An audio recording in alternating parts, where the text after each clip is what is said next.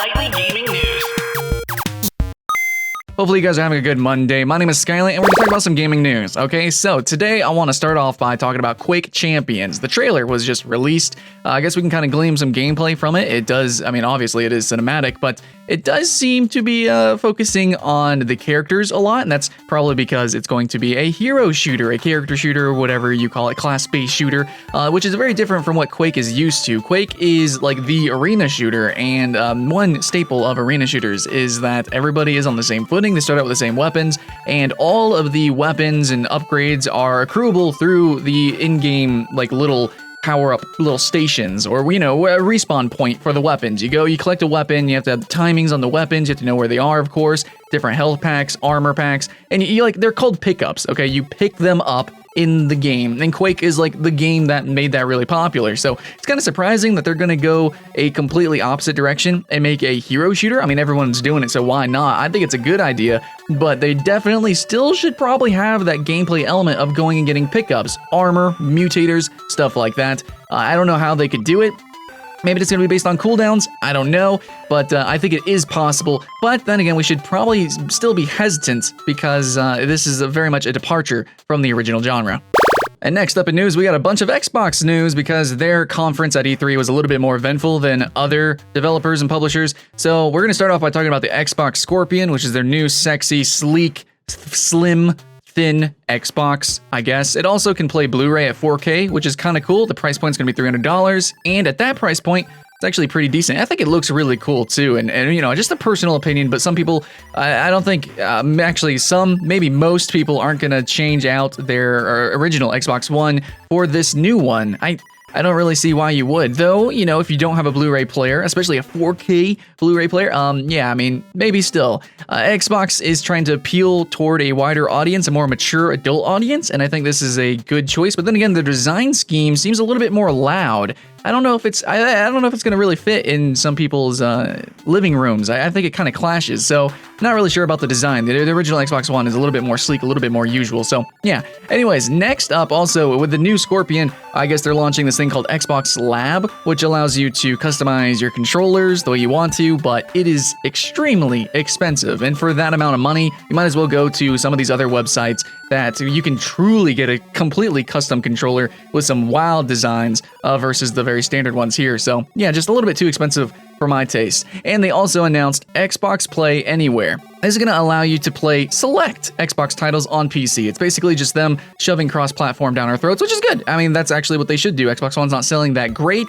And the PC, you know, everyone has a PC. We want to play these exclusives on PC. We want to play them with our friends who do have an Xbox One. So this is good. It's just, it's going to be select titles, and it looks like, I mean, it's called Xbox Play Anywhere, so it's going to be its own app, and we have already had experience with the Windows Store and how that, you know, is all turning out. So I don't know if this is going to be clunky or not, but my assumption is that, at least at the beginning, it probably will be clunky, and probably shouldn't get too excited too quickly. And now for the deal of the day. Check it out. 2016 digital ticket powered by Twitch for Humble Bundle. Here we go. Go to humblebundle.com. It's pretty much all going to be on the front page. You got to click on E3 2016 digital ticket, and you can pay what you want. Okay, and this also, some of this goes to charity, all that nice stuff. Yeah, blah blah. Anyway, so you can get Psychonauts mainly for one, a game called Mountain, and you get a bunch of extras for like some free-to-play games and some cute other stuff. You know, like First Assault, Smite, Warframe, WildStar, Armored Warfare. You get a bunch of like extras and free-to-play games. Neverwinter, Smite, I already said that, Blade and Soul. Anyways, you get a bunch of extras for free-to-play games, but some legit stuff. Psychonauts, Mountain. If you pay $4 or more, you get Grey Goo. Full games, guys. If you pay more than the average, you can get Life is Feudal, your own, which I did a first impression on. I wasn't too impressed, but then the game was super early access, and yeah, those tend to be kind of iffy, so maybe it's a little bit better now. You also get a key into Paladins. I'm probably going to do a giveaway of that pretty soon anyways, but yeah, pay just a little bit above the average. Boom, Paladins. And also, if you have Payday 2, you can also get the DLC map pack. So a lot of this just kind of seems thrown together and stuff, but there is some good finds. Like I said, Psychonauts, Mountain, and Grey Goo. And maybe Life is Feudal, depending on its current state of the game. But yeah, deal of the day. Next in news, and I'm actually not sure if it's completely news, but this is the first time that I've seen this. So I just kind of wanted to give it a shout out. And I haven't used this service yet, but it's a website called Treybro, okay? And it's basically Tinder for gamers. And by basically, I mean self-proclaimed. That's what the website says that it is, and that's what it looks like. I might do a review / first impression stream thing on this later. But yeah, I just wanted to shout that out, and I think it's good for me to go around to these different websites and show them off, because games, they're bigger than themselves, and there's a culture, there's community to it, and there's lots of websites that kind of help share that culture. So this is one of them, if you can call it culture. But hey, maybe it's actually really decent. Maybe it's a really good way to find friends or date. I don't know, that's Tinder for gamers, so I don't know how to feel about it, but it at least seems interesting. And now, the time of the day that you guys have been waiting for, not cosplay of the day, we're actually changing that up a little bit. It's called content creator of the day. Yeah, so it's going to lump anybody that just does any content creation that involves gaming, enriching the gaming community. And today, who is enriching the community is a person named Josh Hano. Hano? I don't know. With his animated pixel art Overwatch scene. It's actually pretty interesting. There are these pixel sprays that you can spray on walls, and they're pixel arted already in Overwatch. What he did was he actually animated a few of those, and then he made this whole custom scene here, and it's just a cool thing, man. I just wanted to show it off. But it's also pretty interesting that this guy, he's a pixel artist, so I got the Tumblr in the description below. He is an animator, and also he is the creator of an indie game called Nefarious. So, it's because he did do this awesome enrichment of the gaming community, might as well go ahead and give him a shout out for his game as well. And now I have for you the question of the day. What franchise would you think would make a good hero shooter? That's already not one, right? Like Overwatch, it's already one. Okay, so I'm thinking, in my personal opinion, that there's going to be more of these. There's going to be more original IP hero shooters, like we saw with Battleborn, and there's going to be some that are kind of twisted and molded to become hero shooters. Okay, like Call of Duty did with Black Ops 3.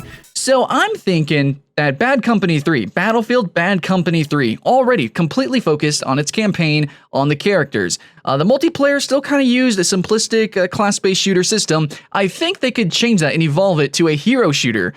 Every character in the campaign had its own discipline, specialty, focus, weapons that they could utilize, and specials and stuffs.